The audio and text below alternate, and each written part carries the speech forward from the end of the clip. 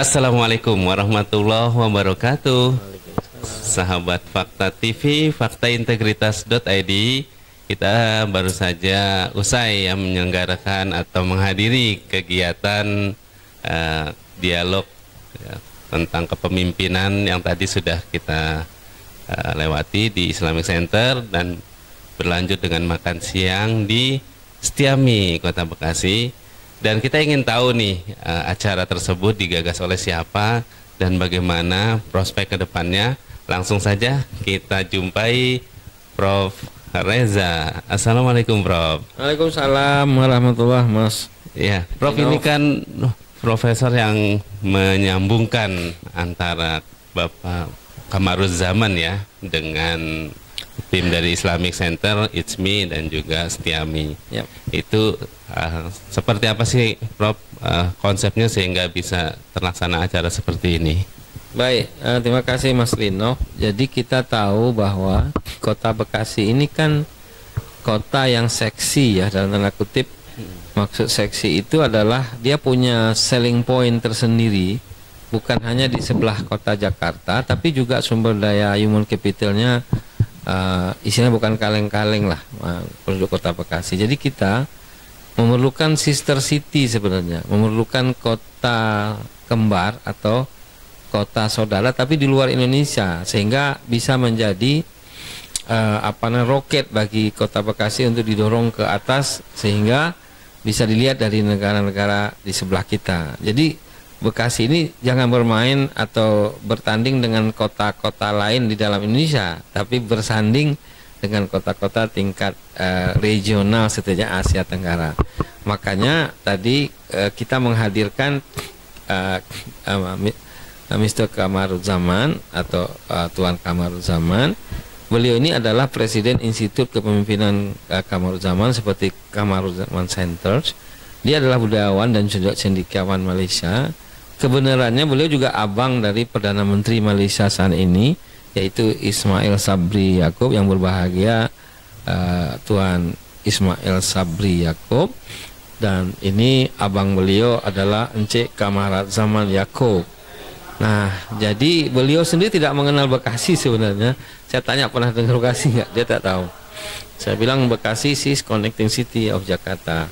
Karena itu saya menginisiasi dengan ICMI dan ADI yang kemudian dikonek dengan Islamic Center. Kita adakanlah sebuah event tadi untuk bicara tentang kepemimpinan global khususnya di dunia Islam. Nah, lanjutan dari kegiatan tadi kita sudah melihat ada penandatangan letter of intent antara Islamic Center Bekasi City dengan IKK kalau mereka bilang, Institut Kepemimpinan Kamaruzzaman, dan juga ICMI. Itu harapan kita adalah untuk memberikan kontribusi bagi Kota Bekasi melalui connecting dengan Malaysia.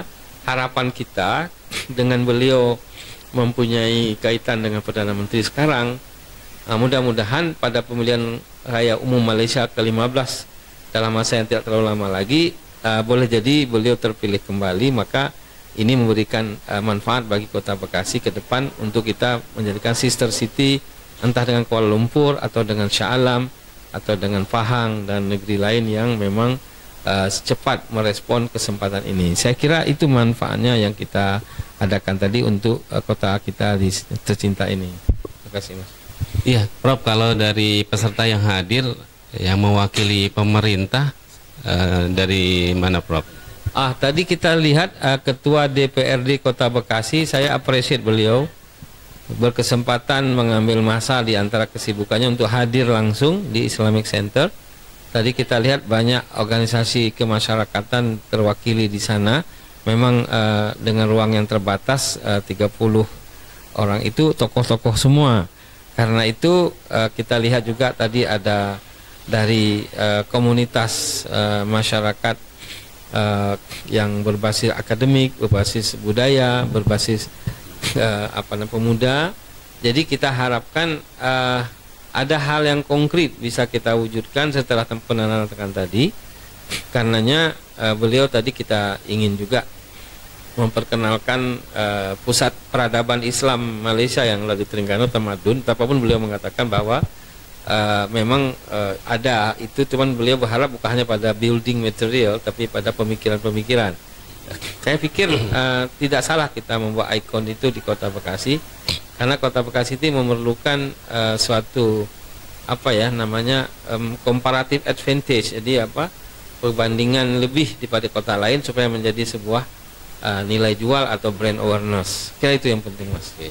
Untuk selanjutnya, tahapan selanjutnya, apakah ini hanya di tataran akademisi saja atau seperti apa, Prof? Tidak, ada 3 yang kita gagas. Yang pertama, kesediaan dari network Tuan Kamaruzzaman untuk melakukan investasi di Kota Bekasi. Nah, investasi yang kita fokuskan adalah pada education equipment. Jadi kita mengharapkan investor dari Malaysia bersedia membangun properti kampus, kalaupun mereka tidak mau membuka program studi, tapi setidaknya properti kampus yang bisa dikerjasamakan dengan kampus di sini. Sebab kita tahu membangun properti kampus ini kan persoalan di kita, dengan jumlah dan uang kuliah yang terbatas, nggak mungkin digunakan untuk membiayainya. Jadi kalau ada long term investment, nah, itu kan memudahkan sehingga jangka panjang pembayarannya secara bertahap gitu. Itu yang kedua, beliau sendiri yang menggagas ingin ada maksud saya Islamic Center sendiri menggagas ingin ada kerjasama Islamic Center di kawasan ASEAN. Nah, karena selama ini masing-masing ada Islamic Center, padahal Islamic itu satu, cuman ada di macam-macam. Kenapa ini tidak ada satu agenda bersama yang bisa mencitrakan sebuah kemajuan di antara Islamic Center? Nah, saya mendorong supaya Bekasi ini menjadi hubnya atau menjadi sekretariatnya, sebab kata ketua Islamic Center Bekasi, sebenarnya di kawasan Jabodetabek ini, bahkan mungkin di Jawa Barat ini, Bekasi lah pionirnya dalam Islamic Center. Jadi kenapa enggak kita mengambil kesempatan ini, dan itu akan kita wujudkan untuk melakukan perbincangan terbatas dulu antara Islamic Center yang ada di Bekasi dengan Kuala Lumpur dan dengan Singapura dulu, 3 aja dulu. Nah, yang terakhir, yang ketiga, kita ingin Malaysia itu lebih banyak membuka hubnya di Kota Bekasi, jangan di Jakarta. Nah, misalnya ada agensi itu di Bekasi aja, sebab mereka tak tahu kalau Bekasi ini lebih murah daripada Jakarta, padahal di sebelah Jakarta aja, dia tahu Jakarta saja. Nah, kemudian dia bisa mengadakan acara-acaranya jangan di hotel di Jakarta atau exhibition jangan di Jakarta, tapi di Bekasi. Nah, itu salah satu kontribusi kita, mudah-mudahan mendorong banyak orang melakukan MICE di sini, meeting, invention, convention maupun exhibition. Saya kira itu. Baik, kalau harapan untuk pemerintah kota sendiri, Prof, kan tidak ada yang mewakili tadi ya, Prof, ya, kecuali dari DPRD ya. DPRD, Prof. Memang pemerintah kan 2 ya, wali kota dan DPRD. Jadi kalau satu sudah datang, yang satu tak mesti datang. Gitu. Tapi kita harapkan Kota Bekasi ini kan mau akan pilkada ya, 2023. Kita tidak persoalan pada personalitinya, tapi yang kita persoalkan adalah bagaimana Kota Bekasi ini mempunyai nilai jual yang lebih tinggi daripada waktu ke waktu. Jangan sampai Kota Bekasi itu lebih terkenal dengan macam-macam hal yang negatif, sehingga membuat orang bukannya mau mengadakan acara di sini malah melewatinya atau menghindarinya. Saya kira ini harus menjadi kolaborasi antar citizennya. Coba nggak mungkin kita harapkan pemerintah kota membuat sendiri. Kalau kita ingin income PAD meningkat, harga-harga properti di sini meningkat, tanah segala macam, kemudian banyak peluang kerja, orang mau investasi, maka Bekasi ini harus kita branding bersama. Alhamdulillah ya, pada hari ini saya bisa hadir di pertemuan yang digagas oleh Yayasan Nurul Islam ya, Islamic Center, yang menerima tamu dari Institut Kepemimpinan Kamaruzzaman ya tadi ya, Kamaruzzaman dari Malaysia. Alhamdulillah, ini luar biasa. Pertemuan di pagi hari ini akan bisa memberikan sebuah warna tersendiri bagi Kota Bekasi, yang mana Kota Bekasi memang kita belum memiliki kampus ya, universitas negeri di Kota Bekasi. Mudah-mudahan forum silaturahim antar satu rumpun ya, antara Indonesia dengan Malaysia dalam hari di Kota Bekasi akan bisa memberikan sebuah kemanfaatan bagi Kota Bekasi dan mampu memberikan satu harapan besar bagi masyarakat Bekasi dalam konteks kancah internasional, karena temanya dalam rangka mewujudkan kepemimpinan yang di era global.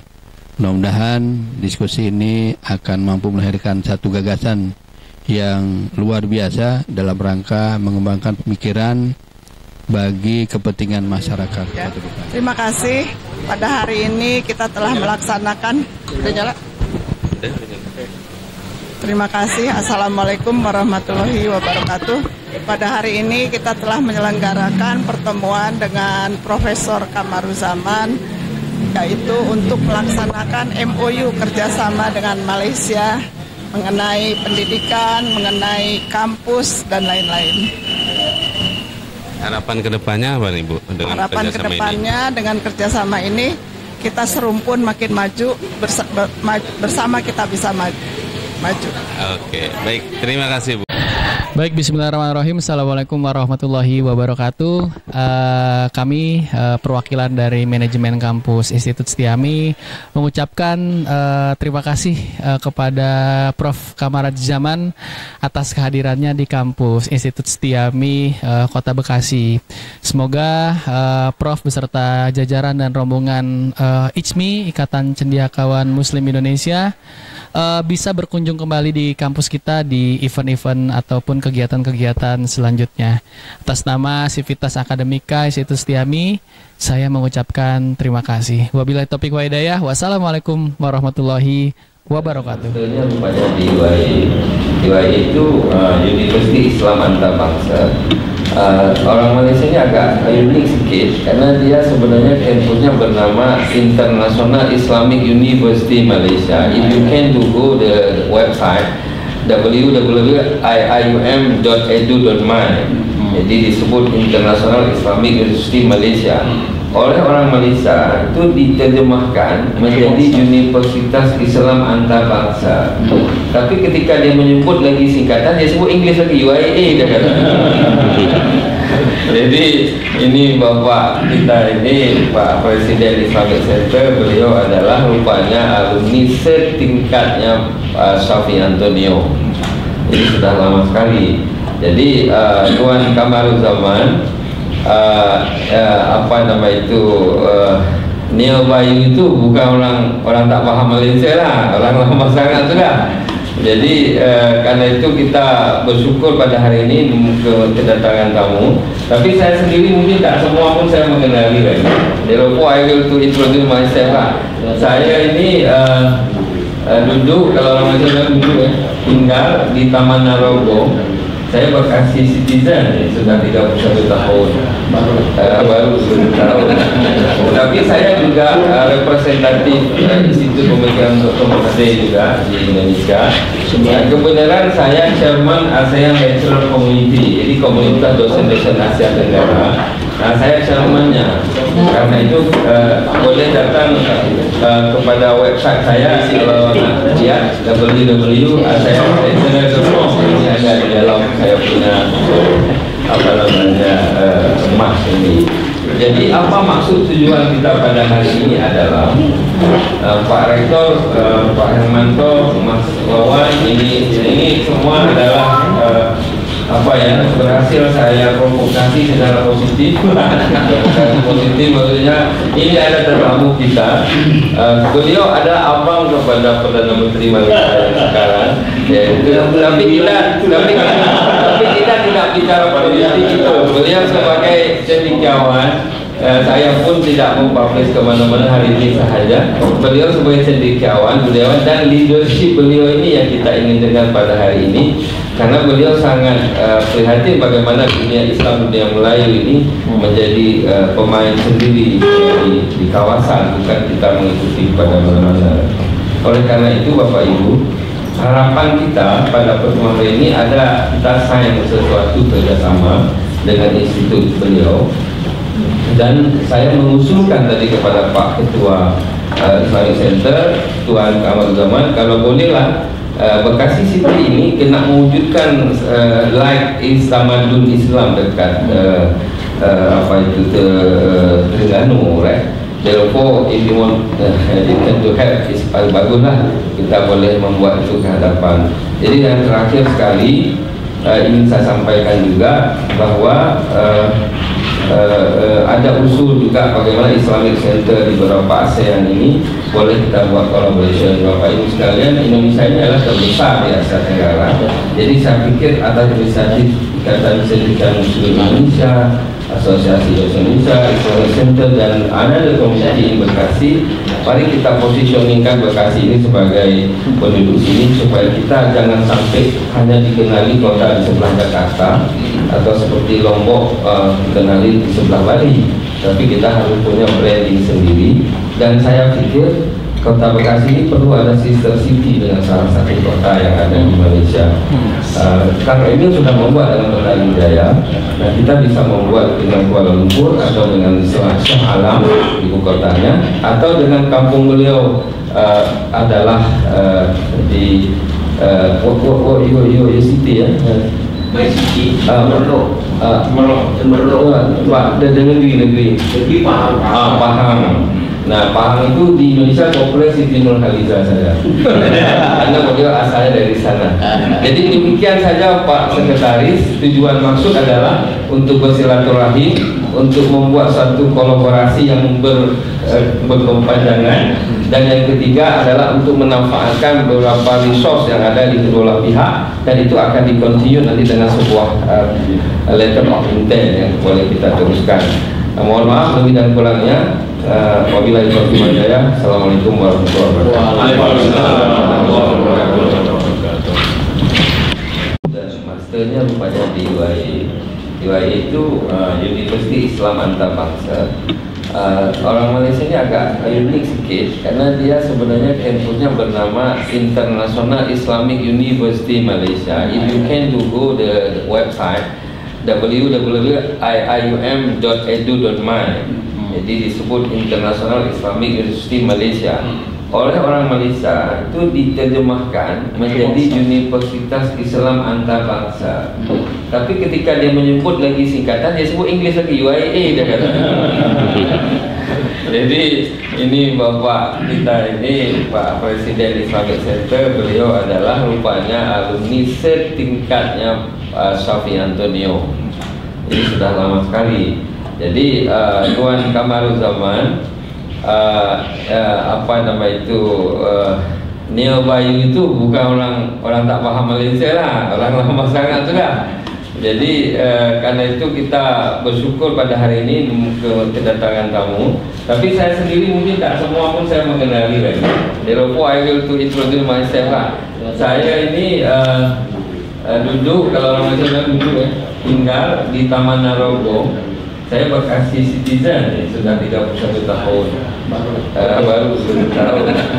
Tapi saya juga representatif Institut Pemikiran Dr. Mahathir juga di Indonesia.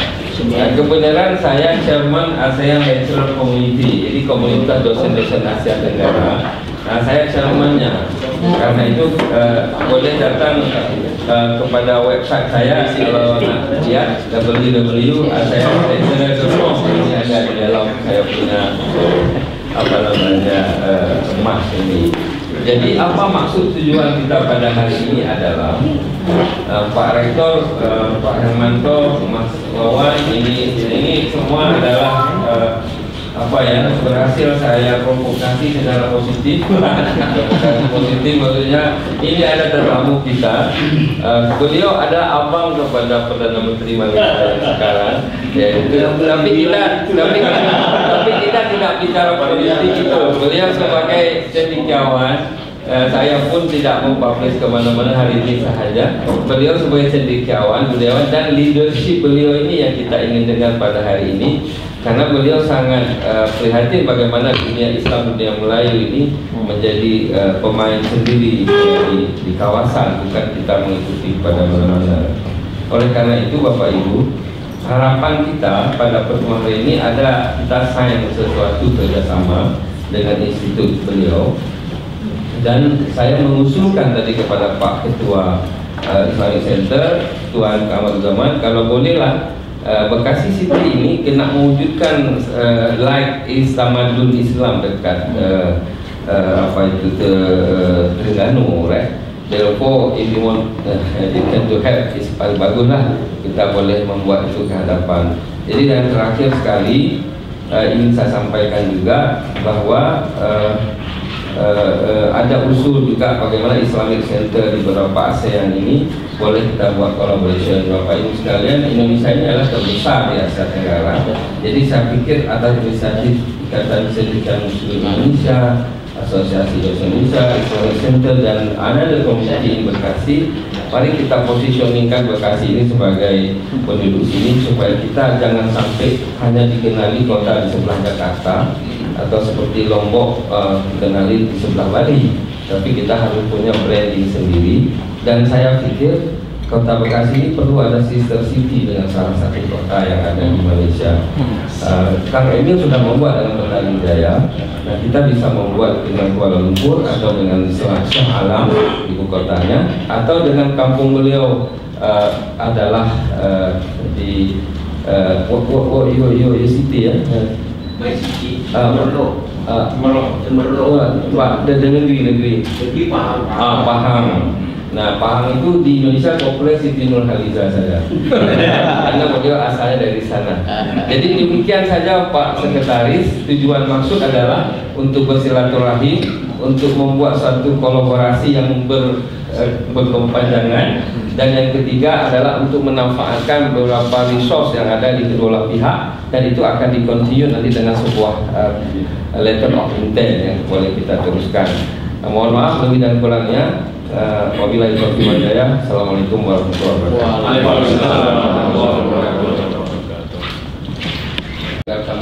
Welcome. Saya persilakan. Ya. Bismillahirrahmanirrahim. Assalamualaikum warahmatullahi wabarakatuh.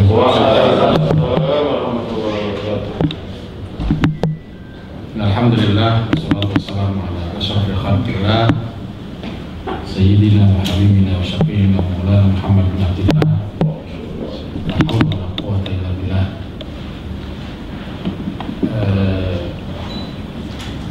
Tuan-tuan dan puan-puan rahimakumullah, saya secara pribadi saya bingung menafsirkan mimpi saya akhir-akhir ini. Ternyata ini ada apa ini kok? Kayaknya ada sesuatu yang bakalan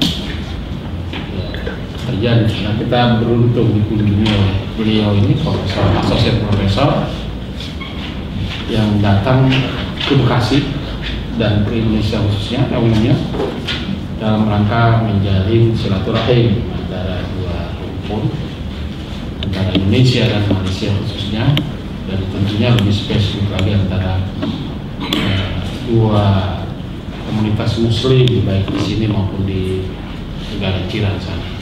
Ahlan wa sahlan, Prof.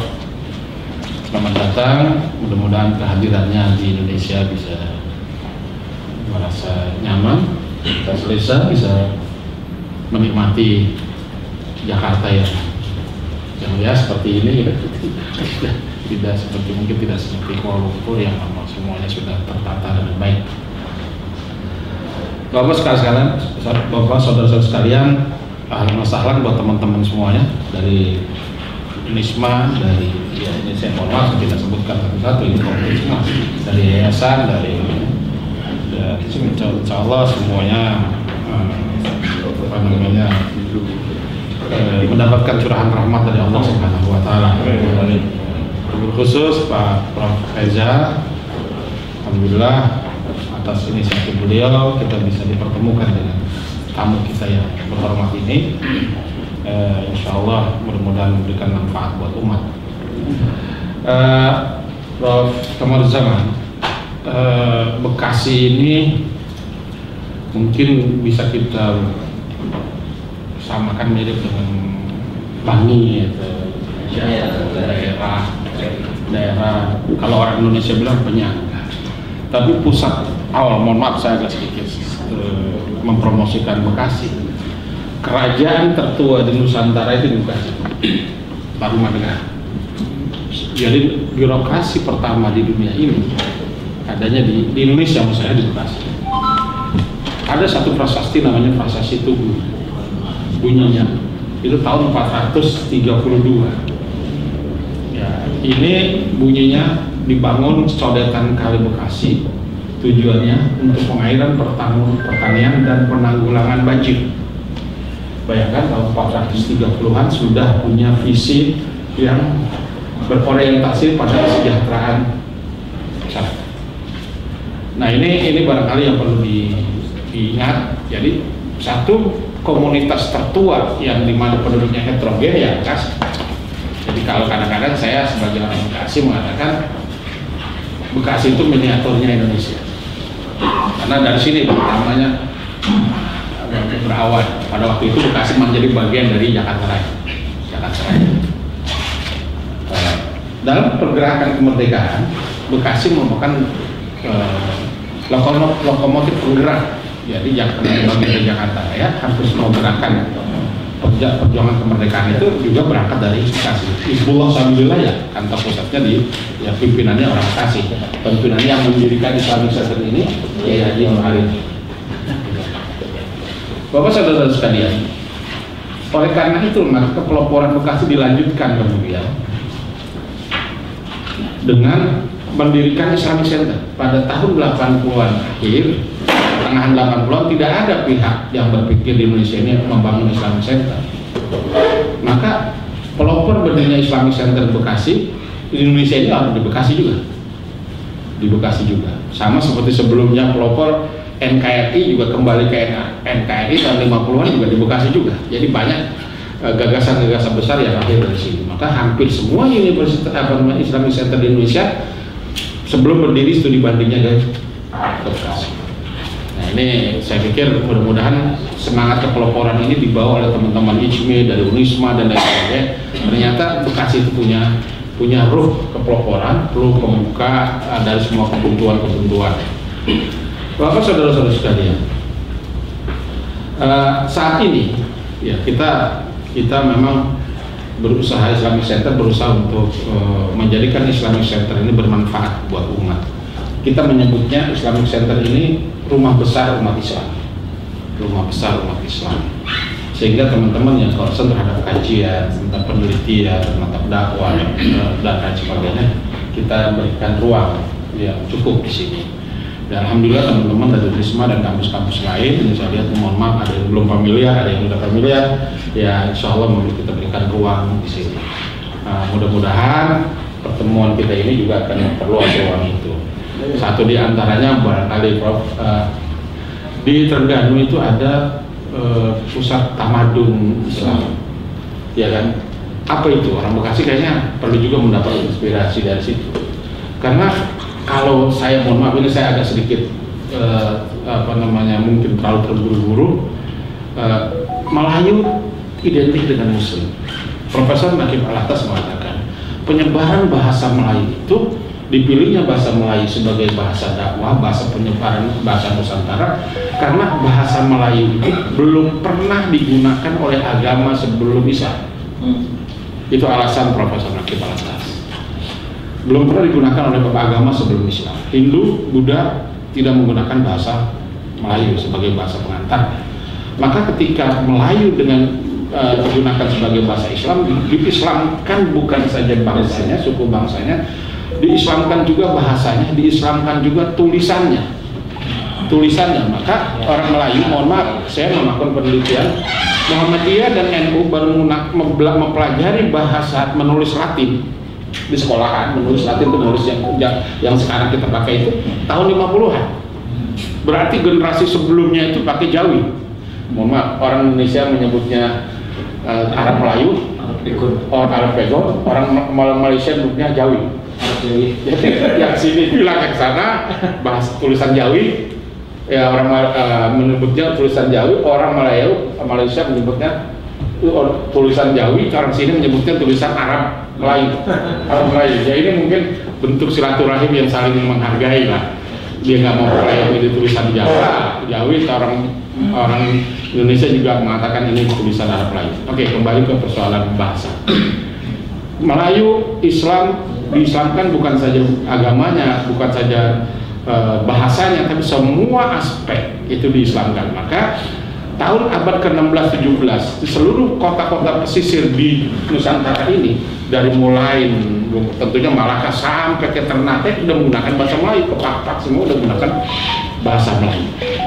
Itu dalam penelitian Profesor Naqib Alatas. Jadi saya pikir ini menjadi satu penting. Jangan sampai saya mau apa ketika saya di Kuala Lumpur, saya pulang ke Indonesia, ramai lah di Indonesia, ramai di Indonesia. Orang Malaysia katanya mau ambil reok, karena orang Indonesia main reok. Padahal yang di Tanjung Karang di Selangor itu, Prof ya, itu komunitas Ponorogo. Sidek CS itu keluarganya, Bani Sidek, keluarga Sidek itu orang Ponorogo asalnya. Disitulah reok. Jadi kalau dia nenek moyangnya orang Ponorogo main reok tidak salah. Tapi kita dianggap ini suatu pencurian peradaban atau budaya. Ngaco lagi. Nah, ada pihak yang mencoba Jadi kalau saya pernah hampir 5 hari di Tanjung Karang, itu sarapan paginya pecel, sama seperti yang ada di Ponorogo. Keliling-keliling warung-warung itu, kalau yang lain kan nasi lemak, tapi di situ pecel. Pecel itu makanan yang ada sarapan pagi, dia ada di Ponorogo. Bahasanya Jawa, dialek Ponorogo benar. Sidek itu keluarganya kalau dengan saudara bapaknya ngomong bisanya bahasa Jawa. Jadi inilah sebetulnya Melayu. Maka kalau boleh dikatakan takkan Melayu hilang di bumi, memang ya ini sinergitas itu harus terus. Ya cukup aja Melayu hilang di Singapura, mohon maaf. Cukup Melayu hilang di Singapura, tapi di bumi di Indonesia, di Nusantara ini nggak boleh hilang. Nah, karena satu peradaban itu bisa survive terus menerus adalah karena adanya faktor sinergitas antara semua komunitas, antara SDM dan lain sebagainya. Mudah-mudahan kunjungan Profesor Kamaruzzaman ini melahirkan sebuah sinergitas baru dalam perspektif yang mungkin the new era. Sinergitas dulu bagaimana seorang Hamzah Pansuri, Arsyad Banjar dan lain sebagainya, Nawawi Bantani membuat sebuah karya buku-buku yang ditulis dalam bahasa Arab menyebar ke seluruh Nusantara, dan itu menjadi sebuah khazanah intelektual yang luar biasa. Tinggal lagi generasi kita bagaimana bentuk sinergitasnya ini untuk melahirkan sebuah generasi yang barangkali yang mungkin yang sekarang masih Z generation ini bisa kita pandu menjadi sebuah generasi yang bisa mengawal tamadun Islam di bumi Melayu ini, di Nusantara ini. Jadi itu yang barangkali kita ingin satu saat muncul sebuah, kita duduk lebih serius, Prof, antara Jakarta Kuala Lumpur, antara Indonesia Malaysia, bagaimana memikirkan ini lebih. Walaupun saya yakin banyak pihak yang sudah berpikir itu dan berlangkah lebih jauh. Bapak saudara-saudara sekalian, kita di Indonesia, Prof, ya mayoritas absolut Muslim. Dari sisi kuantitatif. Tapi kalau kita melihatnya dari perspektif politik ya tidak begitu. Saya mempelajari ketika di Kuala Lumpur, saya berkesempatan dengan bagaimana Prof Mahathir merubah mindset orang Melayu dari bahasa tukang kebun menjadi pegawai, bahasa tukang kebun pegawai menjadi bahasa pebisnis. Ya berkali-kali saya ikut betul Vision 2020, saat itu saya berada di sana. Diisytiharkannya saya berada di sana. Bagaimana Prof Mahathir itu mau menyampaikan sehari-hari, mengatakan bahwa bangsa Melayu itu bangsa pebisnis, bisnisnya internasional.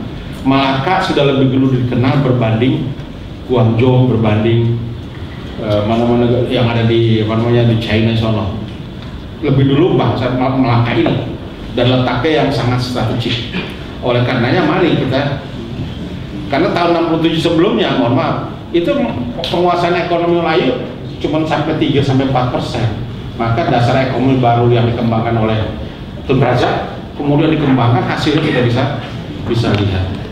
Sehingga dari penguasaan ekonomi Melayu cuma 4%, yang mungkin hampir mirip dengan Muslim sekarang ini di sini, berubah menjadi sekarang ada 30%, belum sampai 20-an, belum juga 18%. Tapi kita lihat 18 ini 20% sudah kelihatan. Nah, ini tentunya melalui hukum kausalitas, harus ada ikhtiar. Nggak mungkin satu perubahan terjadi tanpa tunduk pada hukum kausalitas. Innallaha la yughayyiru ma biqaumin hatta yughayyiru ma bi anfusihim. Bapak saudara-saudara sekalian, saya pikir sebagai ucapan pembuka atau welcome speech cukup. Yang jelas kita ingin berdiskusi, berdialog. Ada waktu sampai jam berapa, Pak? Ya, tadi diundang sampai jam 11 kan? Berjumpa lah. Ya, kita berjumpa. Iya, berjumpa. Ya, ini perjumpaan yang mudah-mudahan bermakna dunia dan duniawi dan ukhrawi. Ya. Jadi kita bicara soal tamadun, kita bicara soal sasi budaya, dan tidak bicara soal, saya pikir tidak bicara soal politik. Ya. Karena soal politik nanti saya khawatir Profesor kita dorong jadi Wapres Indonesia, jadi repot.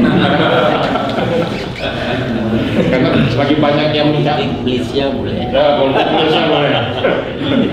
Tadi mohon maaf, tadi beliau ini pengalaman cukup panjang sebagai akademisi, sebagai peneliti, sebagai politician juga. Sebagai politician, ya pernah sekamar satu sel dengan Anwar Ibrahim.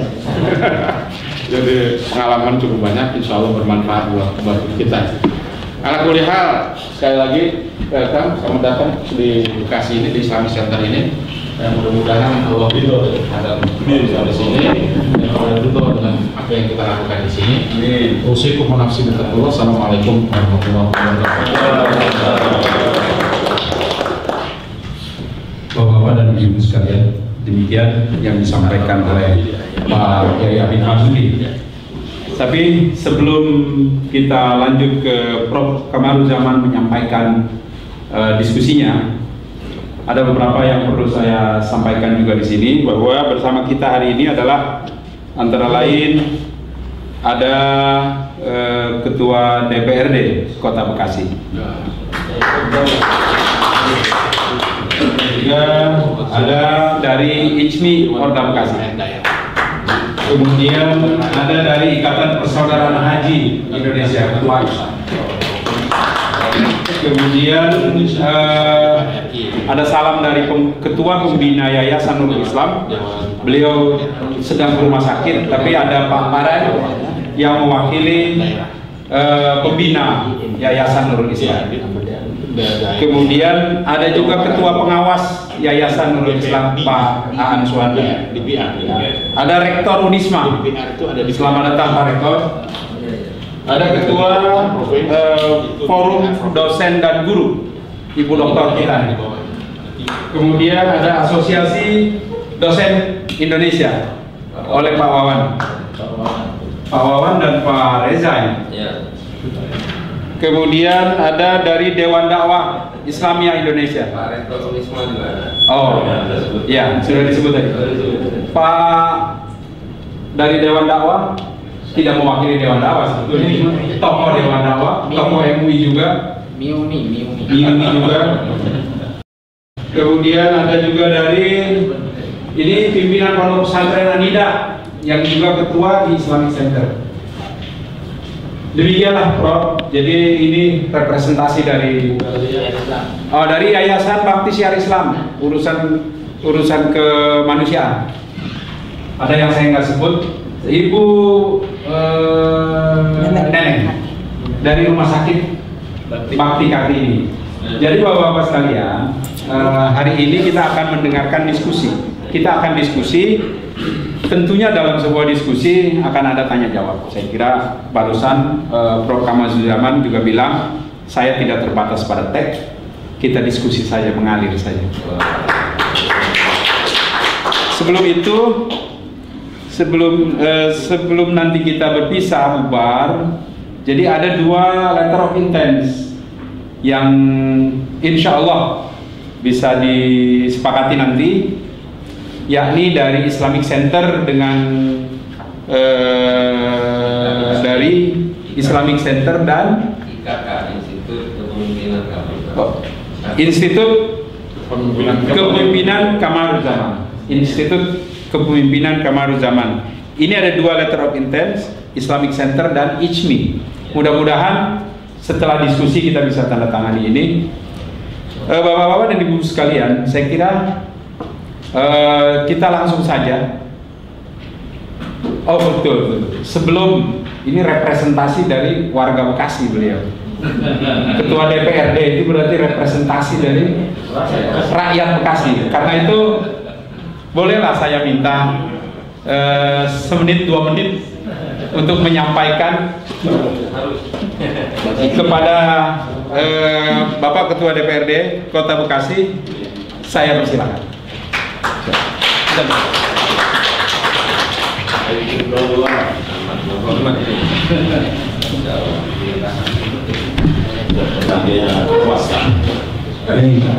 Bismillahirrahmanirrahim. Assalamualaikum warahmatullahi wabarakatuh. Alhamdulillah, salatu wassalamu ala Rasulillah wa alihi wa sahbihi wa man tabi'ahum bi ihsan ila yaumil din. Rabbi shrah li sadri wa yassir li amri wahlul 'uqdatam min lisani yafqahu qawli. Yang sama-sama kita hormati tamu kita luar biasa dari tetangga sebelah, saudara semelayu, serumpun, bukan saudara sebelah kita, bukan, yaitu Mr. Profesor Kamru Zaman. Ahlan wa sahlan. Begitu juga yang sama-sama kita hormati Kiai Haji Abid Marzuki sebagai Ketua Yayasan Nurul Islam, dan para tokoh sekalian yang sudah sebutkan satu persatu namanya, namun tidak mengurangi rasa tajim hormat saya. Sambutan diminta secepatnya. Tentunya saya sebagai Ketua DPRD merasa bangga dan bersyukur di hari yang berbahagia ini, masuk dalam Rabiul Awal gitu ya. Mudah-mudahan spirit dalam rangka cinta Rasulullah SAW terbangun, mahabbah kecintaan bersama saudara kita satu rumpun, dan kehadiran ini memberikan sebuah warna tersendiri bagi Kota Bekasi. Yang tadi disinggung, memang Kota Bekasi belum punya universitas negeri. Kita berharap mudah-mudahan ini menjadi forum cikal ya, cikal bakal yuk kita bangkitkan kembali yang dulu sudah mulai dirintis gitu ya.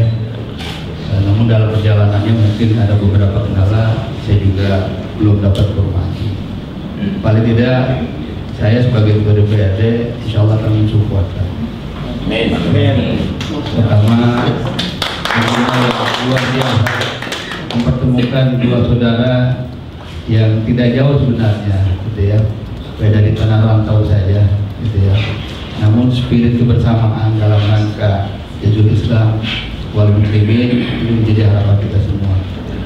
Apalagi ini di ruang yang punya nilai historis yang luar biasa ya. Kiai Nur Ali merupakan tokoh besar Kota Bekasi, tokoh yang memberikan warna tersendiri dalam rangka kemerdekaan negara yang sangat kita cintai.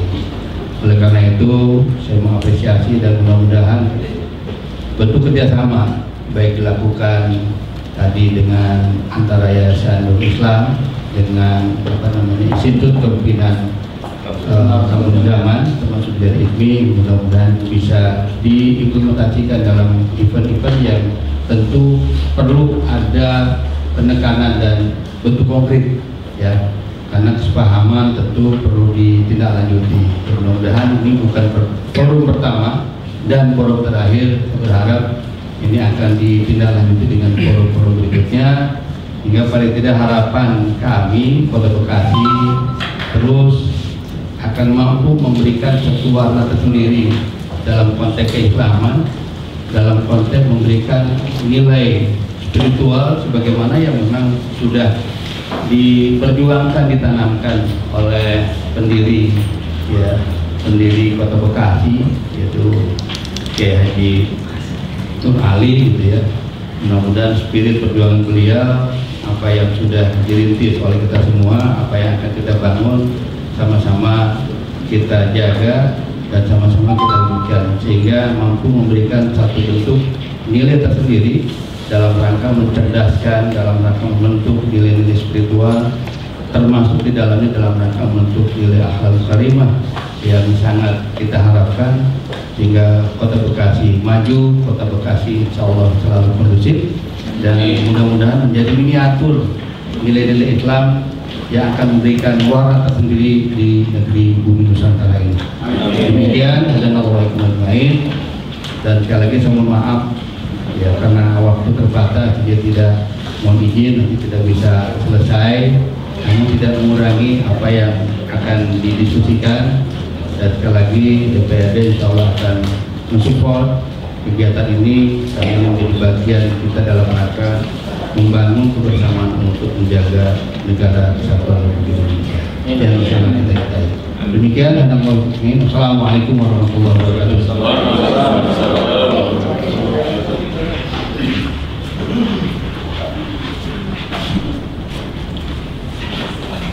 Terima kasih sambutan dan pernyataan dukungannya, termasuk dukungan kemungkinan ya Pak Ketua gagasan terhadap dibangunnya sister city dengan salah satu kota di Malaysia.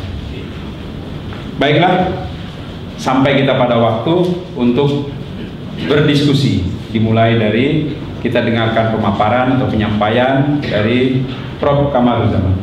Kepada Pak Kamaruzzaman, saya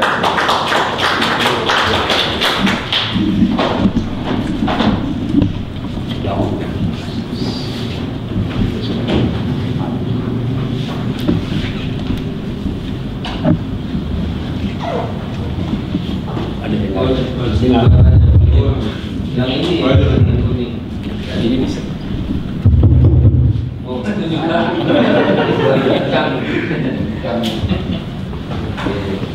Bismillahirrahmanirrahim. Assalamualaikum warahmatullahi taala wabarakatuh. Waalaikumsalam warahmatullahi wabarakatuh. Bapak Pengurusi yang saya hormati Bapak Dr. Kiai Muhammad Abdul Mahdi sebagai Ketua kepada Islamic Center Bekasi, terusnya kepada bapak-bapak dan ibu yang hadir pada majlis pagi ini. Pertamanya marilah kita memanjatkan syukur kepada Allah Subhanahu wa taala, terutama saya sendiri kerana kita dapat ketemu di majlis yang bagi saya sangat tinggi nilainya kerana berdepan dengan saudara sekalian yang berjuang untuk kepentingan Islam Nusantara ini yang diterjemahkan ke dalam organisasi dan gedung yang dinamakan Islamic Center Bekasi. Sebelum saya memulakan perbincangan dengan bapak-bapak dan saudara sekalian, izinkan saya membetulkan sedikit fakta yang tidak begitu tepat. Misalnya, saya diperkenalkan sebagai associate professor. Minta maaf, saya bukan associate professor. Saya pun hanya sebagai pelajar PhD saja. Kedua, saya juga minta maaf kerana nama asing. Saya memakai topi. Sebenarnya saya memakai topi ini sejak saya menjadi pemimpin mahasiswa di Universitas Malaya tahun 72 hingga 74. Jadi topi ini sudah jadi ayat. Sukar lagi. Yang kedua, di belakang ini rambutnya sudah tidak ada. Jadi sekurang-kurang topi ini boleh menutup kekurangan di belakang. Itu yang betul.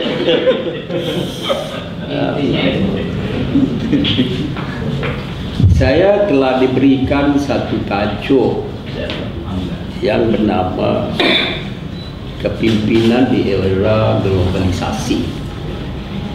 Memandangkan yang hadir di depan saya bukan para pelajar, Maka saya rasa tajuk itu tidak perlu dibincangkan di sini, karena kita semua telah mengetahui, membaca, mendekati dan memahami apa itu kepimpinan dan apa itu globalisasi, apa itu cabaran terhadap kepimpinan di negara-negara membangun, kesan daripada globalisasi.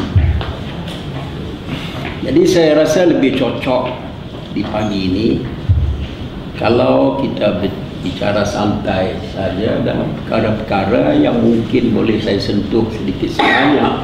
Jadi Bapak telah menyebut bagaimana Tun Razak telah mendesain atau membuat kerangka untuk mengangkat terutama orang Melayu, membebaskan daripada rantai-rantai kemiskinan yang diwarisi sejak zaman ke zaman. Di situ kalau saya sentuh nanti adalah bahawa seorang pemimpin sama ada sebelum atau di era global, maka dia mestilah seorang pemimpin yang dapat melihat situasi, kondisi negara semasa dan dalam masa yang sama mengimbau apakah kemungkinan-kemungkinan yang berlaku, maka itu perlu disediakan garis atau kerangka pembangunan untuk mengatasi permasalahan yang mungkin berlaku di masa depan. Apatah lagi di era globalisasi ini, di mana dunia menjadi semakin kecil dan sukar untuk kepimpinan mengawal negara dan rakyatnya daripada menerima pengaruh, kerana informasi boleh datang begitu cepat kepada rakyat. Begitupun dalam hal-hal ekonomi mungkin membawa keuntungan dengan mobilisasi modal, dengan mobilisasi tenaga, mobilisasi sumber, dan boleh mendapat ruang perniagaan yang besar. Tetapi dalam satu konteks yang lain, ini juga menimbulkan permasalahan kepada kepimpinan. Dalam hal di Malaysia ini, saya melihat dua tokoh besar yang telah merencana dan mengaturkan Malaysia menuju ke arah apa yang ada sekarang. Pertama, Tun Abdul Razak. Tun Abdul Razak, biarpun beliau sempat menjadi Perdana Menteri daripada tahun 71 hingga tahun 76, tetapi oleh kerana beliau mampu melahirkan kerangka politik dan ekonomi, maka kesan yang dibuat itu puluhan tahun dan disambung oleh Mahathir dalam konteks yang lain. Dalam soal ekonomi, Tun Abdul Razak telah melahirkan New Economic Policy, atau di dalam bahasa Melayunya dasar ekonomi baru. Di dalam dunia ini, sebelum Tun Razak 1971, dasar ekonomi baru atau New Economic Policy telah dibuat oleh Lenin, Presiden pertama Rusia, pada tahun 1920 hingga 24. Matlamatnya adalah sama, hampir sama. Matlamat Lenin untuk membebaskan pengusaha kecil daripada penguasaan dan penindasan kapitalis ataupun kaum modal yang besar. Tetapi Tun Razak menterbalikkan dengan menjadikan New Economic Policy untuk memberi manfaat kepada rakyat Marahan, menyusun masyarakat, menyusun di segi peluang pekerjaan dan meninggikan peluang pelajaran kepada anak-anak Melayu Bumi Putra untuk membanyakkan middle class ataupun kelas pertengahan di dalam masyarakat yang rata-ratanya daripada orang Melayu yang di bandar. Dan saya salah seorang yang mendapat manfaat daripada dasar ekonomi baru. Kalau tidak ada dasar ekonomi baru, kalau tidak ada bantuan pelajaran percuma oleh kerajaan, kerana bapak saya penoreh karet. Kalau di Malaysia, penoreh getah. Ya, sama karet. Anak 8. Jadi itu maksud bagi saya, bahawa pemimpin yang mempunyai panjang akal, pemimpin yang mempunyai pemikiran jauh untuk kepentingan rakyat Bahrain, dan kalau kerangka ekonominya betul, kalau tidak 100%, mungkin lebih daripada 50%, maka manfaatnya akan dirasai oleh bukan saja generasi beliau, tetapi generasi yang selepas beliau.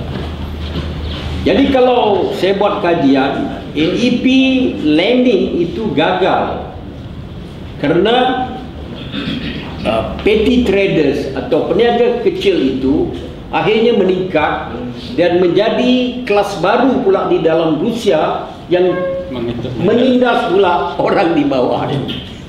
Itu dalam kajian saya mengatakan lending fail ataupun gagal.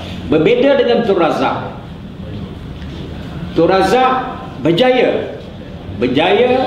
kerana misalnya di Universiti Melaya, sebelum tahun 75 di Universiti Melaya, pelajar Bumi Putera Melayu adalah 30%. Tetapi kesan daripada dasar ekonomi barunya itu, tahun 75 akhirnya intake 76, pelajar Melayu sudah 70, pelajar bukan Melayu hanya 30. Dia sudah mampu menterbalikkan. Begitu juga rakyat miskin di kampung yang serba kekurangan dipindahkan ke dalam satu bentuk penduduk baru, penduduk kaedah baru, di mana disusun, diberi kemudahan, yaitu dinamakan Felda. Yang banyak lagi. Akhirnya hari ini anak-anak Felda, cucu Felda sudah menjadi orang-orang berjaya, kesan itu rasa. Apa yang saya mau ketengahkan di sini, bahawa seorang pemimpin perlu ada kerangka dalam menentukan perjalanan politik dan negaranya sendiri. Bukan saya mengatakan pemimpin tidak ada, tetapi kadang-kadang berbeza. Tun Razak membuat dasar ekonomi baru yang memihak kepada rakyat Bahrain, tetapi apabila Mahathir naik, Mahathir telah menterbalikkan dasar Tun Razak. Dasar yang memihak kepada rakyat itu telah diterbalikkan. Akhirnya dasar sebenarnya di zaman Mahathir adalah untuk kepentingan kapitalis. Kapitalis dan kapitalis komprador mendapat tempat melalui dasar penswastaan dan pengkooperatan. Itu kalau dilihat telah, walaupun dia menterbalikkan daripada Razak, tetapi dalam hal-hal yang tertentu dia juga telah berjaya mengangkat Malaysia daripada agrarian pertanian kepada perindustrian. Itu kejayaan. Walaupun dia terbalik, kepentingan Bahrain ditukar kepada kepentingan kapitalis, tetapi dalam masa yang sama juga membawa kebaikan dan kesejahteraan kepada rakyat. Dan beliau 20 tahun, iaitu wawasan 20 dia. Dalam konteks sekarang globalisasi ini, saya melihat seorang pemimpin mestilah bersedia menghadapi bukan saja ancaman, tekanan daripada kuasa besar, tetapi apa yang lebih penting, menyekat penguasaan kapitalis kaum modal sepenuhnya, kerana ini memberi kesan kepada negara dan rakyat. Saya sebagai contoh, kapitalis senjata, pengeluar senjata dunia ini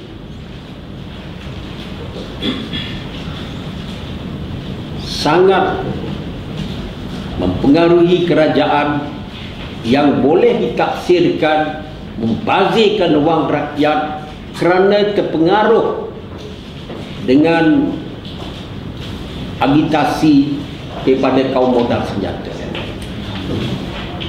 Kapitalis senjata ini bukanlah hal yang baru, kerana syarikat pengeluar senjata 400 tahun di Jerman berperanan di dalam mempengaruhi kepimpinan Eropah yang akhirnya mencetuskan Perang Dunia Pertama dan Perang Dunia Kedua.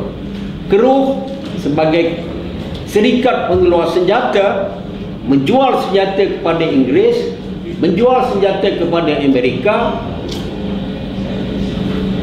dijual kepada Jerman. Jadi dalam konteks sekarang kita lihat, misalnya kita di rantau Asia, lihat kita di rantau Asia, bagaimana kapitalis senjata ini, kesan daripada globalisasi ini dengan mudah mempengaruhi kepimpinan negara-negara di Asia supaya curiga mencurigai antara satu sama lain. Malaysia merasakan Singapura begitu advance dengan persenjataannya, maka puluhan bilion setahun Malaysia habiskan wang untuk beli senjata. Begitu juga Filipina, begitu juga di Thailand. Barangkali hal yang sama berlaku di Indonesia. Mengapa terjadi begini? Untuk apa kita di negara ASEAN ini mempersenjatakan negara?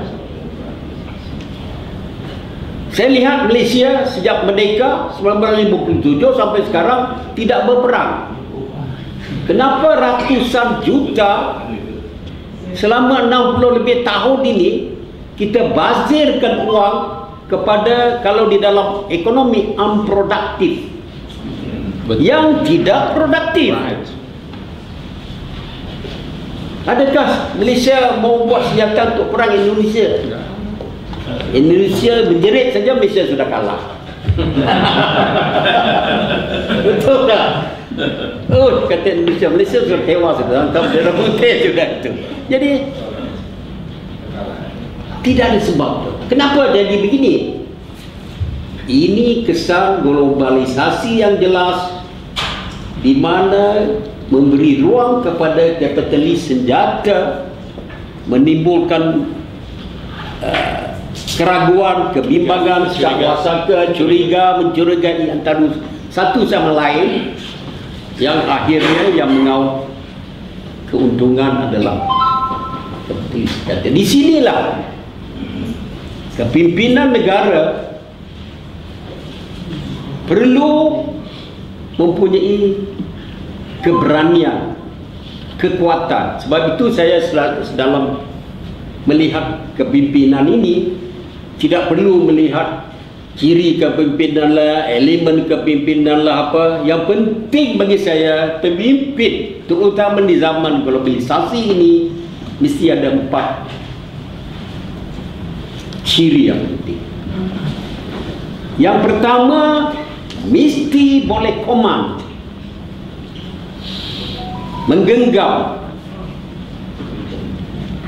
negara, menggenggam pentadbiran. Yang kedua, mesti berani membuat keputusan. Yang ketiga, mesti bersedia menghadapi risiko. Yang keempat adalah wisdom atau kebijaksanaan.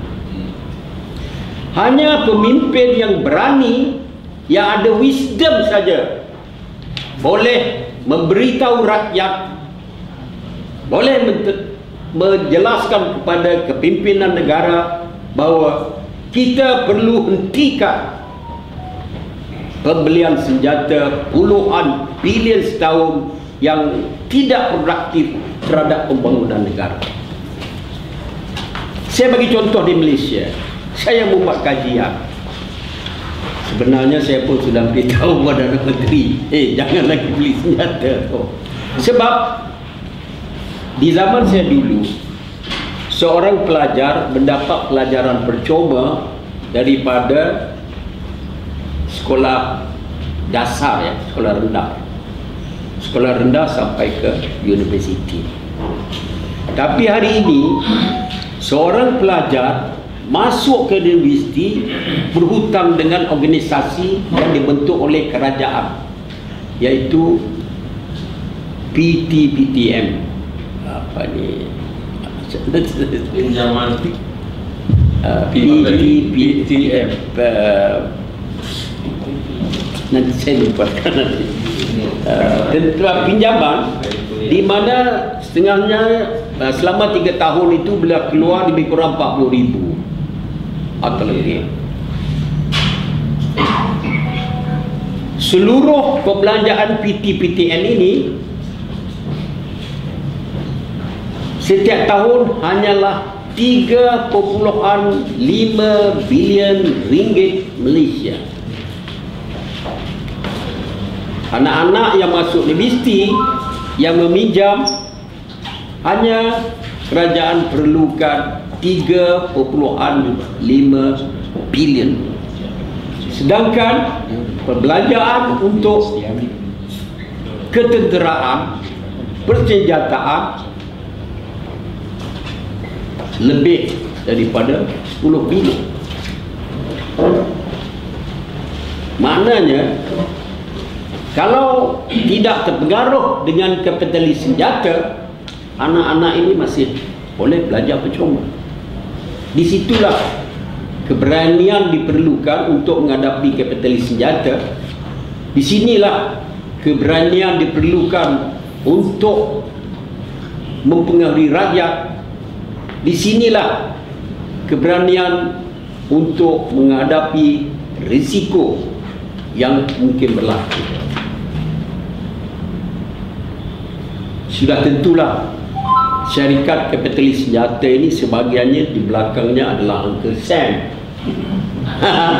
Ya, kita tengok perang konflik Ukraine Rusia sekarang adalah, walaupun di depannya permainan Uncle Sam dan PBB, tapi di belakangnya adalah kapitalis senjata. Sebenarnya itu adalah permainan kapitalis senjata. Yang kedua, kalau kita sedar, kapitalis perubatan juga sangat menyedot wang negara-negara membangun atau negara ketiga terutama. Banyak pendapat misalnya kapitalis perubatan telah mengeluarkan penulisan-penulisan dan pengumuman-pengumuman tentang bahayanya kolesterol, sehingga triliun wang dapat dikaup oleh pihak pengeluar perubatan ini. Dan akhir-akhir ini kita dengar COVID pun adalah sebahagiannya dicaturkan oleh kapitalis perubatan. Banyak pendapat yang mengeluarkan. Jadi ini antara yang perlu dilihat oleh pemimpin yang ada pada hari ini dan masa depan. Memang globalisasi ini ada bawa kebaikan, tapi dalam konteks yang lain sangat mengancam kepada negara membangun ataupun negara dunia ketiga.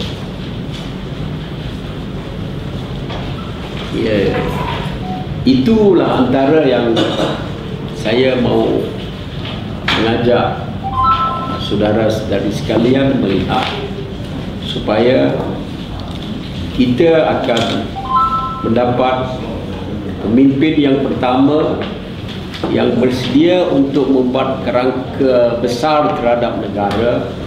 Dia akan mendapat faedah adalah rakyat Marahin.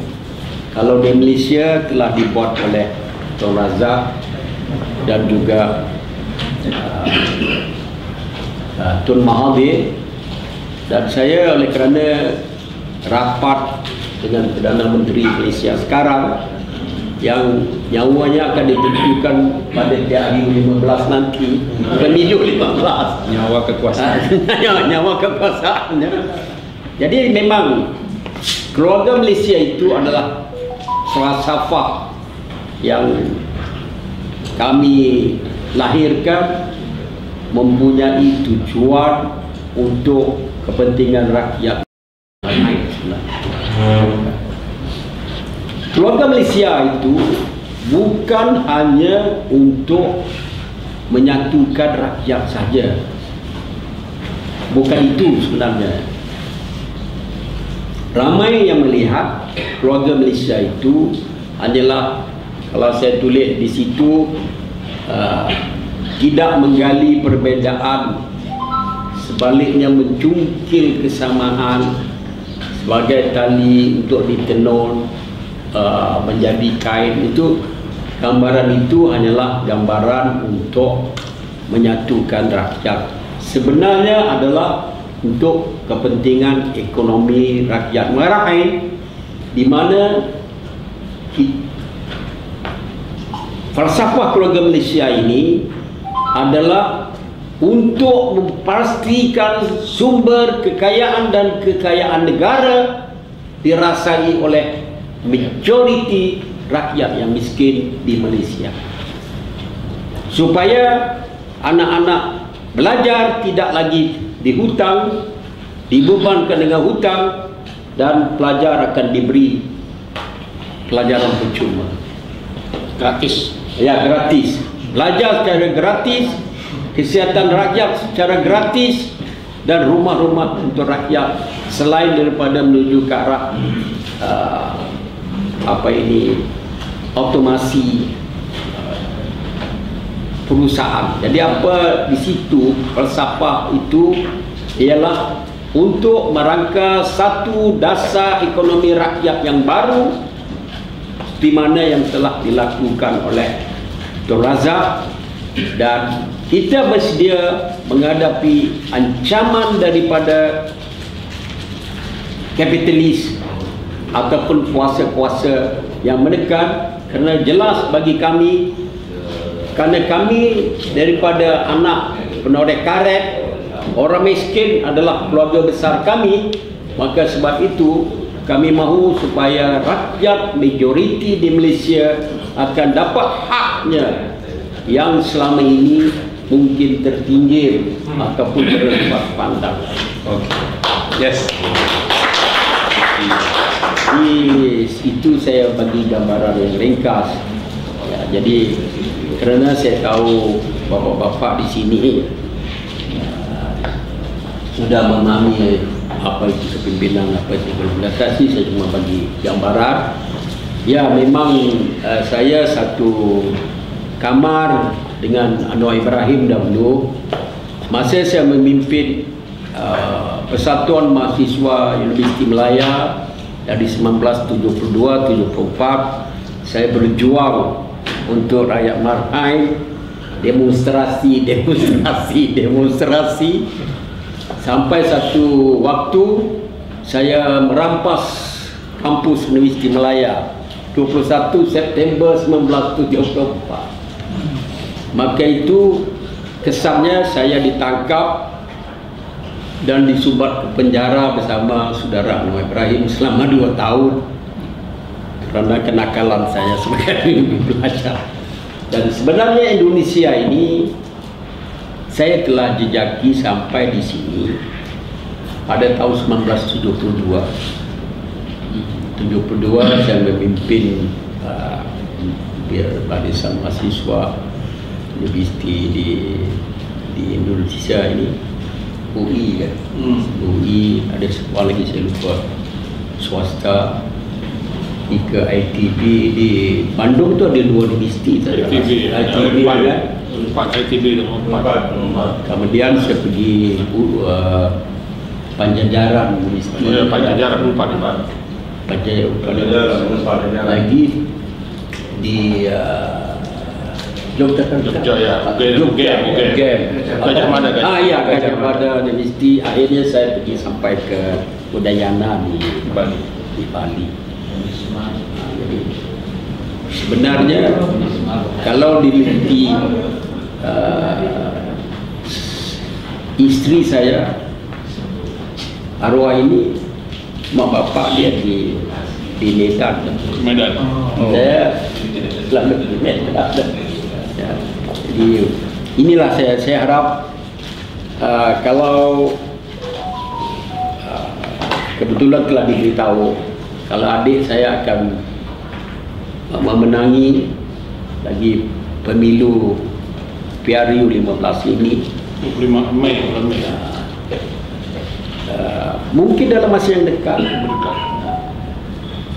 Kalau dia lagi menjadi Perdana Menteri, kalau rezekinya ada, insya Allah saya akan aturkan supaya bapak-bapak di sini dapat bertemu. Mungkin ada sesuatu yang boleh kita perbincangkan. Itu janji saya dengan bapak dan saudara sekalian. Saya bukan janji politik untuk mendapatkan undi. Ini janji saya kepada bapak yang saya di sini. Jadi saya katakan itulah, jadi lebih baik kita bertukar pikiran. Jadi saya sudahi dengan wabillahi taufik wal hidayah. Assalamualaikum warahmatullahi wabarakatuh.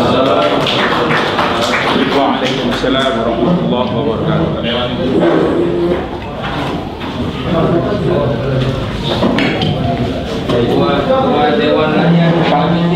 Ada kegiatan lain Pak Dewan?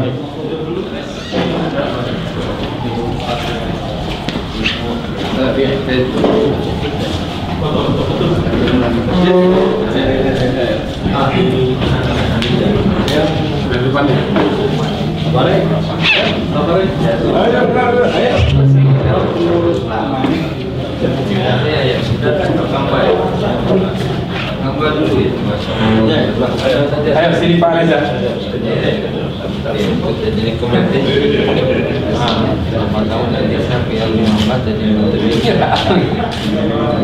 Oke.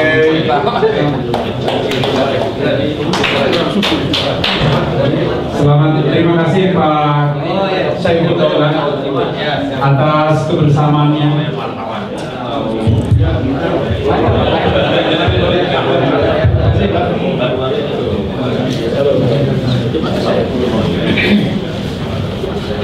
Bapak-bapak dan ibu sekalian, kita lanjutkan. Kita masih punya waktu cukup.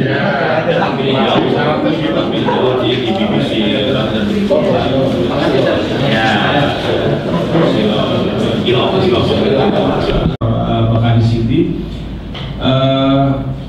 Kalau Bekasi ini sebagai kota penyangga, maka harus ada satu monumen yang ada ciri khas dari Bekasi ini. Apa? Sebetulnya seperti disampaikan tadi bahwa Islamic Center ini merupakan pelopor dari Islamic Center yang ada di Indonesia, dan beberapa kali Islamic Center yang ada di luar sana itu ingin membangun, maka ini yang menjadi role modelnya, kira-kira seperti itu. Lalu pemikiran-pemikiran apa agar yang pertama tentu saja pendidikan Islam ini bisa berjaya kembali, karena pada hari ini Menteri Pendidikan Indonesia sudah mencabut Pertanyaannya. Nah, pertanyaannya, tolong dijelaskan bagaimana Islam kita bisa berjaya kembali di masa-masa yang tadi disampaikan, mungkin di 2024 yang sampai 2 tahun lagi ke depan.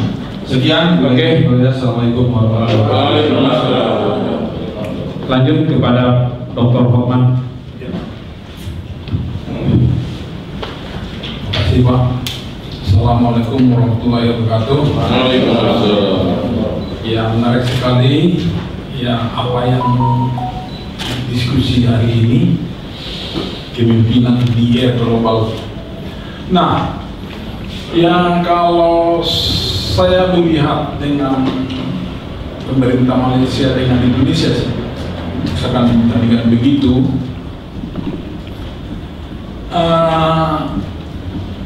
langsung aja pertanyaan, ya kenapa pemerintah Malaysia tadi mengambil kebijakan dari 100% penduduknya Melayu Malaysia, tapi 80% menguasai ekonomi. Ekonomi di Malaysia dikuasai oleh Melayu 80% pasarnya. Ya. Nah, kalau di Indonesia, dibanding Indonesia, dari 100% penduduk Indonesia di sini, ya 80% kebalikan 80% dikuasai oleh Cina. Begitu.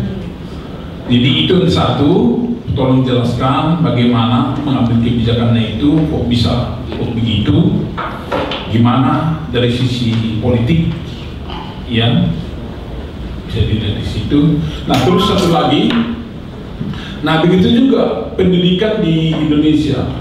Sekarang ini pendidikan di Malaysia sangat lebih jauh katanya, ya menurut statistik, ya lebih maju di Malaysia daripada di Indonesia.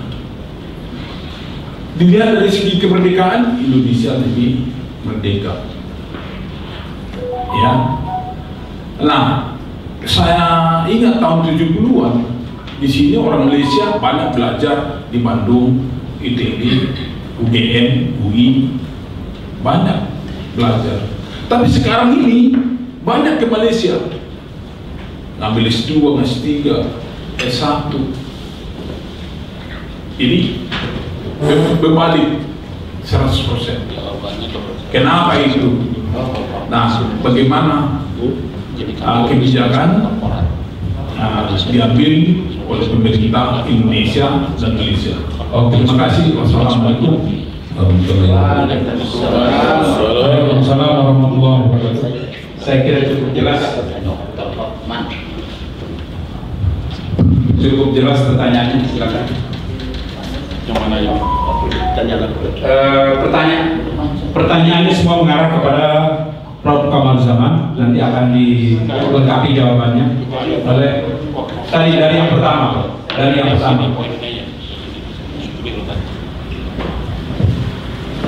Saya nak betulkan sedikit soalan yang Prosentase di mana penduduk Malaysia Melayu di Putra adalah lebih kurang 60%. Bukan Melayu lebih kurang 40%.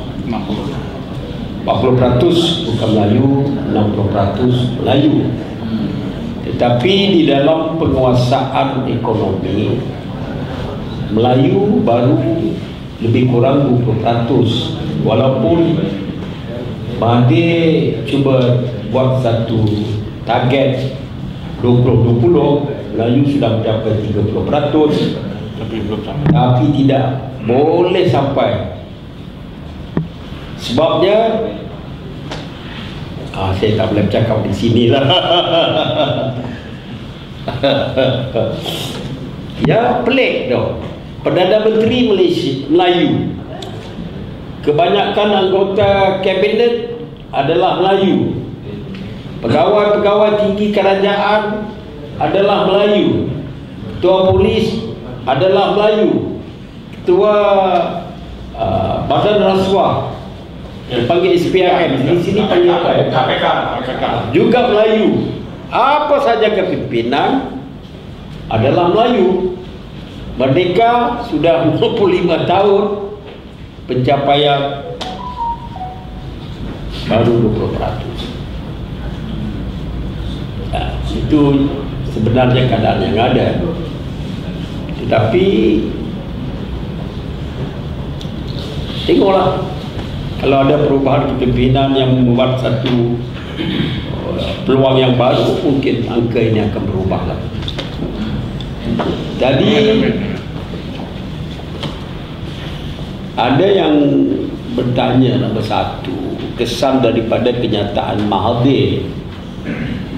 Kalau tak salah, posisi dia negara tidak maju kerana melepaskan Islam.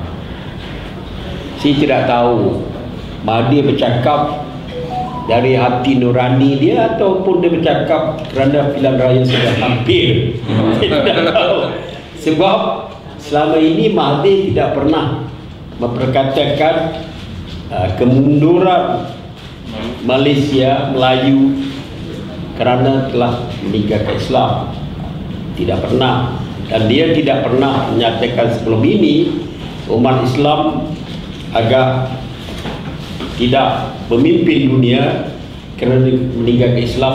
Tidak pernah. Begitu juga dalam konteks Malaysia, dia tidak pernah mengatakan kalau kembali kepada Islam sepenuhnya negara maju dan umat Islam akan lebih baik dan lebih sempurna. Tidak pernah. Jadi mungkin ini kerana dia ingin mendapatkan sokongan-dokongan undi dari orang Melayu Islam, maka dia bercakap gitu ya. Bagi saya, mengapa Islam, minta maaf ini kita berbincang secara akademik. Kalau kita lihat Islam ni runtuh sejak awal lagi. Selepas zaman Khalifah Rashidin, berlaku konflik perebutan kuasa antara, sebenarnya kalau melihat Islam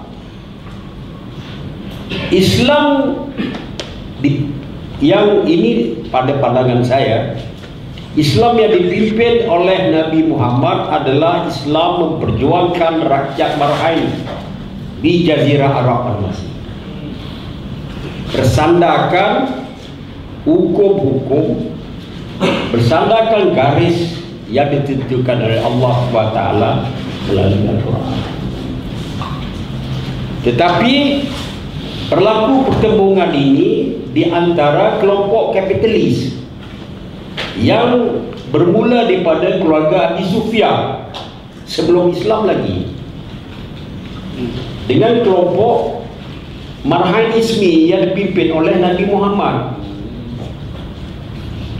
Dan akhirnya berterusan pertembungan ini di antara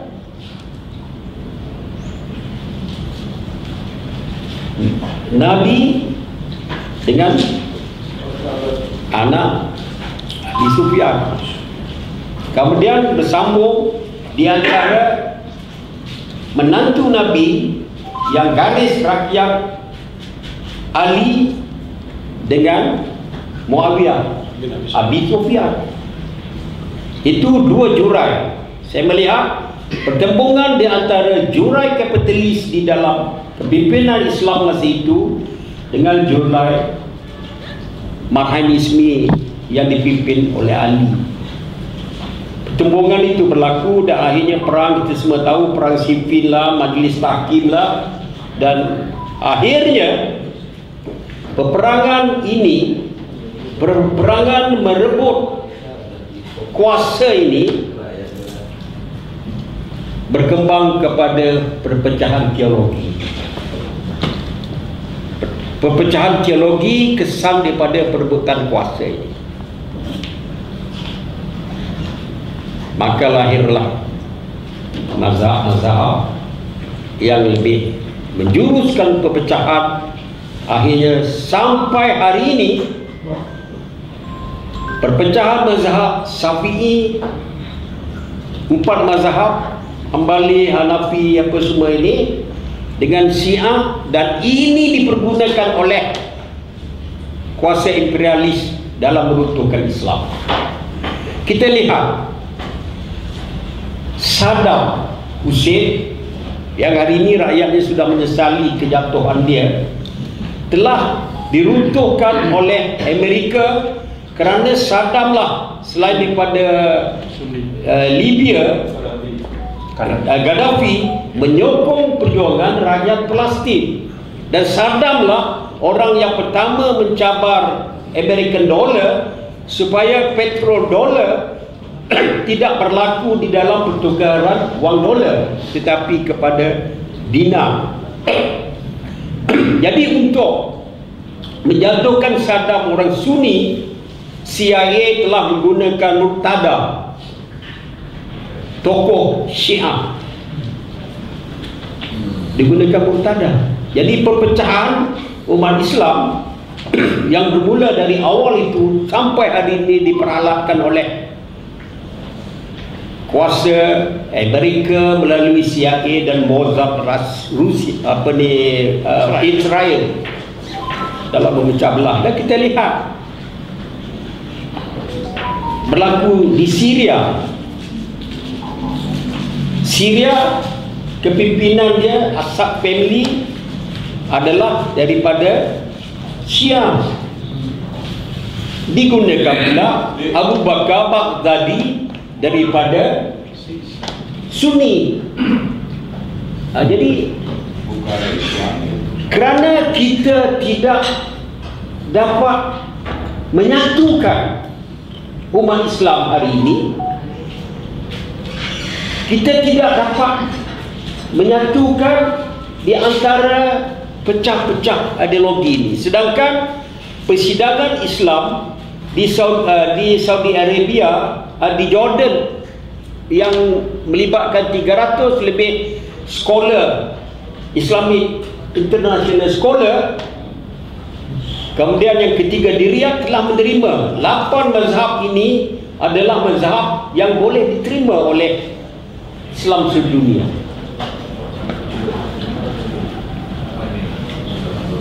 Macam di Afrika, Abadi dengan Tahiri, 4 mazhab kita Sunni, 2 mazhab daripada Syiah,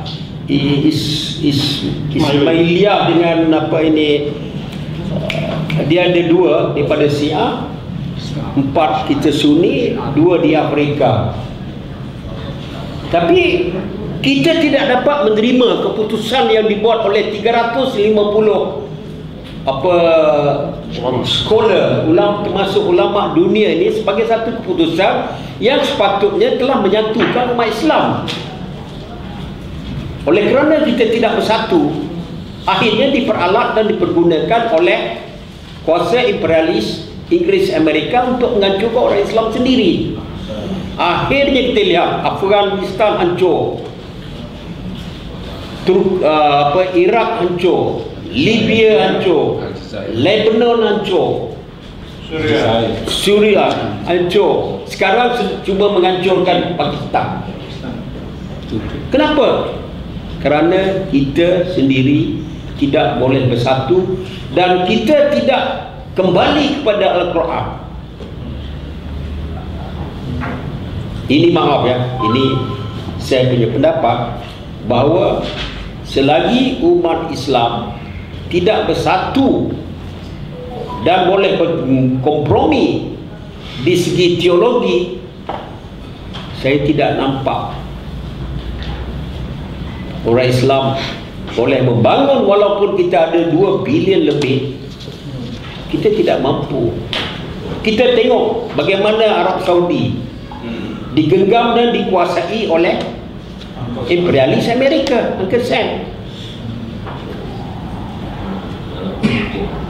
Uncle Sam menguasai Arab, walaupun Arab itu tidak langsung ada nilai demokrasi, sampai perempuan pun dulu tidak boleh bawa mobil, setir mobil.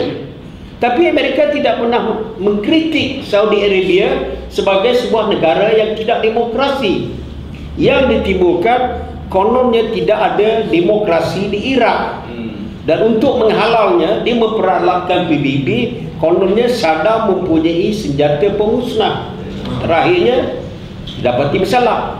Begitu ke Libya, Gaddafi diruntuhkan kerana Gaddafi lah orang yang terakhir membantu perjuangan rakyat Palestin. Dan Gaddafi juga menggesa dunia petrol, menggunakan petrol sebagai tidak menggunakan dolar Amerika. Jadi itulah. Jadi bagi saya, selagi umat Islam berpecah kerana teologi, tidak boleh menerima keputusan pemikir Islam dunia. Islam sukar untuk membangun dan mudah disusupi dan dihancurkan oleh kuasa imperialis dunia. Tadi ada soalan jenaka, soalan jenaka, mengapa Anwar kabar saya tidak jadi Perdana Menteri? Jawapannya sudah ada pada petanya itu sendiri.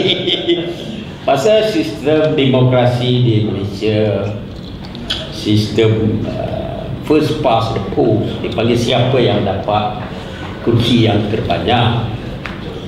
Dahulu Kerajaan Barisan Nasional jatuh pada Mei 2018. Mahathir telah diberi kesempatan. Mahathir janji nak bagi dia Anwar. Memang pengakuan Mahathir nak bagi ke Anwar, tapi Mahathir ni tak tahulah, kena tanya Mahathir. Akhirnya dia runtuhkan kerajaan dia sendiri. Dan kerana keruntuhan kerajaan itu menyebabkan Mahyudin menjadi Perdana Menteri, dan hari ini baton itu telah diserahkan kepada adik saya lah. Jadi ya mungkin Anwar memimpin pakatan dia nama PH, Pakatan Harapan. Kalau dia menang lagi pada pilihan raya ke-15 ini, mungkin dia menjadi Perdana Menteri. Di dalam perlembagaan Malaysia, seorang yang menjadi Perdana Menteri tidak mesti Presiden Parti. Dia cuma mana-mana dia sebut ahli Dewan Rakyat yang pada hemat, itu pada pandangan yang di Pertuan Agong mendapat sokongan majoriti daripada ahli Dewan. Itu saja. Jadi itulah kenapa Anwar masih tidak menjadi Perdana Menteri. Bukan ada sebab yang lain. Beliau tidak mempunyai sokongan daripada majoriti Dewan, walaupun ada masa dia mengatakan dia sudah cukup.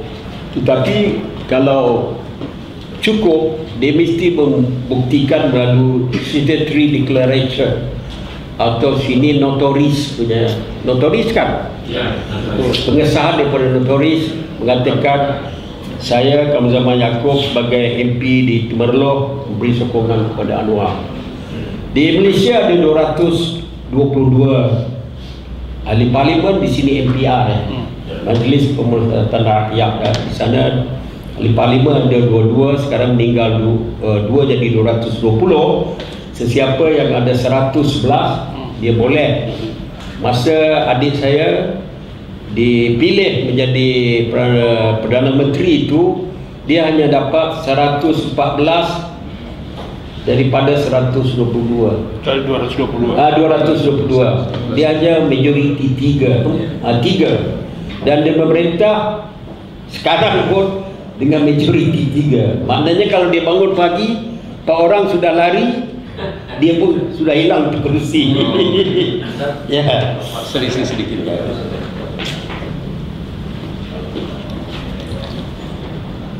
Saya rasa tidak ada apa yang lain.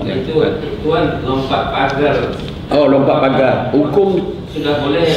Jadi oleh kerana lompat pagar ini 3 kerajaan runtuh, 2 kerajaan runtuh, maka mereka akhirnya ahli parlimen telah memutuskan untuk membuat akta anti lompat parti. Maknanya orang tak boleh berpindah lagi kepada parti lain. Kalau dia berpindah secara otomatik kerusi itu gugur dan kena ada pemilihan raya yang baru diganti.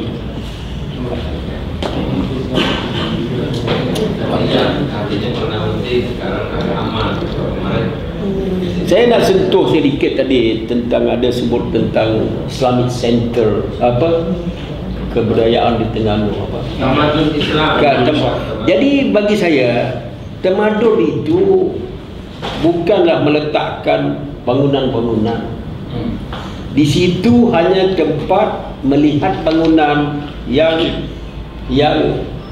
bercorak di Saudi Arabia. Itu bukan ketemadunan bagi saya. Ketemadunan sebenarnya adalah ilmu yang tersusun di dalam gedung itu. Selain daripada kalau tengok bangunan itu tidak memberi keyakinan kepada kita Islam akan bangkit. Cuma ya, kalau mau melihat bangunan Masjid Nabawi, masjid ini, masjid di Alhambra di Turki, itu saja. Ya, kalau boleh itu dijadikan ilham, okeylah. Tapi bagi saya tidak cukup itu sebagai pusat tamadun. Pusat tamadun ini mesti suatu yang lebih perkasa dan gagah daripada soft skill ya. Terima kasih. Terima kasih teman-teman sekalian. Luar biasa saya kira banyak informasi dan pengetahuan yang kita dapat. Kita masih punya waktu 10 menit lagi. Tapi ada penandatanganan. Pertanyaan saya, apa kita masih buka satu sesi lagi? Penandatanganan. Bapak-bapak dan ibu sekalian, penandatanganan ini saya minta Prof. Reza untuk ke depan memandu penandatanganan ini. Ada dua Prof yang akan ditandatangani. Yang satu Islamic Center, yang satunya lagi ICI. Saya persilakan Prof. Reza. Ya. Terima kasih Bapak Yanti yang sangat baik dan Pak Faisal, Bapak wartawan mungkin bisa saya dapat karena yang ada di saksi ya. Sebagaimana ke kanan, right. Okay. Sebagaimana yang telah kita sampaikan tadi atas sokongan Bapak Ketua Islamic Center, kita akan membuat kerjasama yang berkelanjutan. Karena alhamdulillahnya beliau ternyata tadi saya sampaikan adalah alumni University Islam Antarabangsa. Jadi kita ingin memanfaatkan atau mendayagunakan network Pak Kamarul Zaman ini, karena bagaimanapun posisi UMNO sekarang masih dominan dalam PAU Malaysia 15.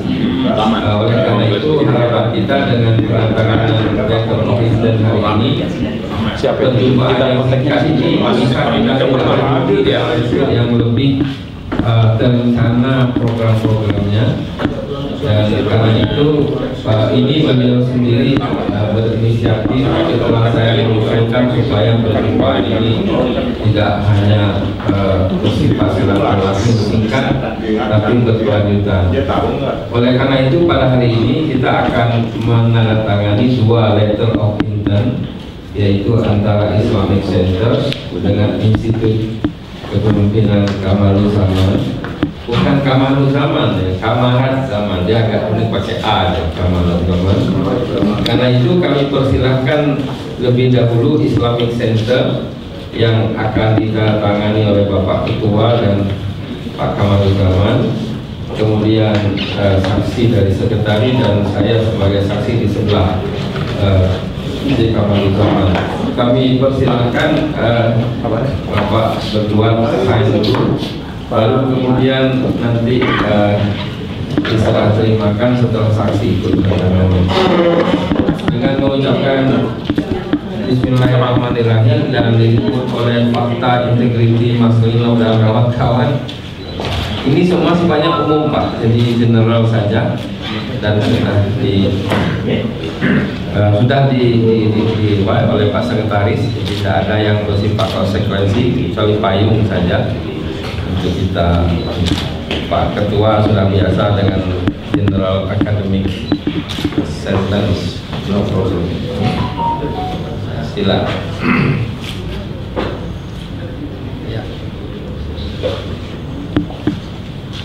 Semuanya bersifat general dan umbrella saja. Insyaallah. Nanti dari Ijmi juga sama. Jadi seperti tadi malam saya sudah sampaikan pada beliau pada malam ini kali ini ada masukan dari beliau. Insyaallah. Jazakallah. Bismillahirrahmanirrahim. Kita akan berpanjang kolaborasi dalam masa hadapan untuk kejayaan Islam di Asia Tenggara. Kita beri dulu untuk sign LOI.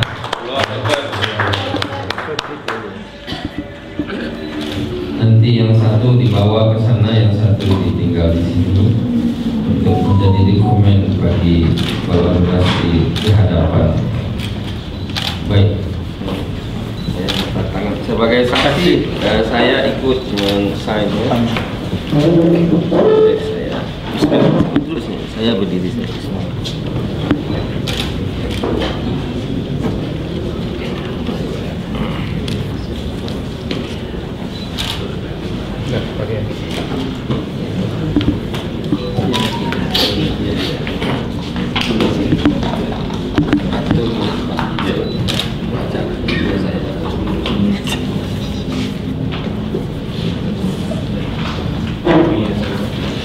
Silakan diserahkan dan difoto untuk kedua belah pihak.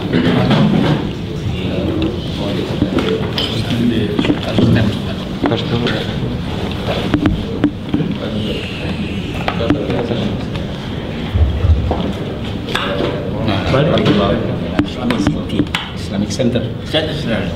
Di sini.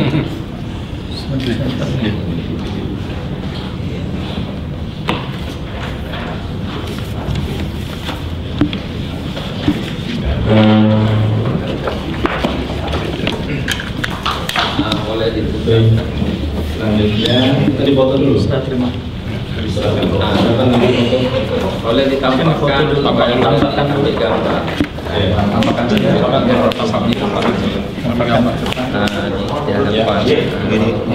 Macam itu. Dilipat ke belakang.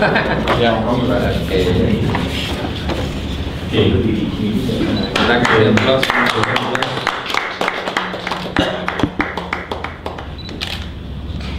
Selanjutnya silakan. Saling tukar. Sama ada foto gitu. Sama saja, lain lembaganya. Institut Cendekiawan sekarang ada itu. Ada salah satu serahkan. Apa dari itu? Ya. Serah.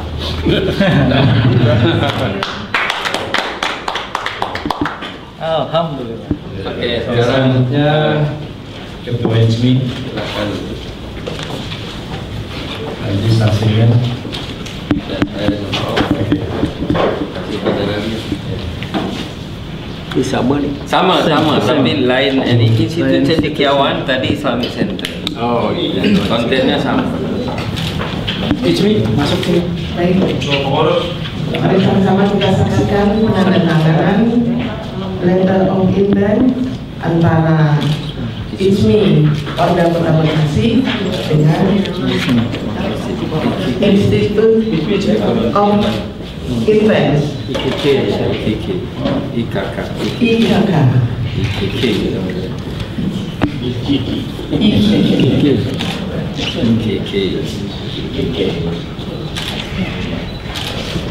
Dan hasilnya boleh coba duduk saja saya sini. Kawan-kawan sebelah sana.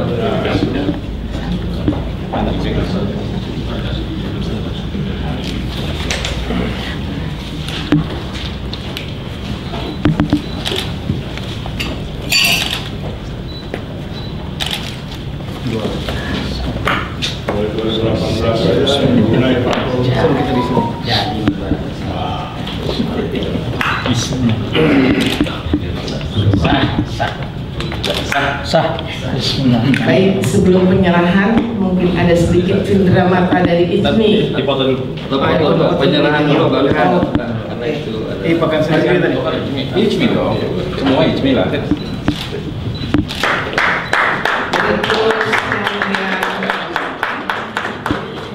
Saya serahkan. Semoga Putra.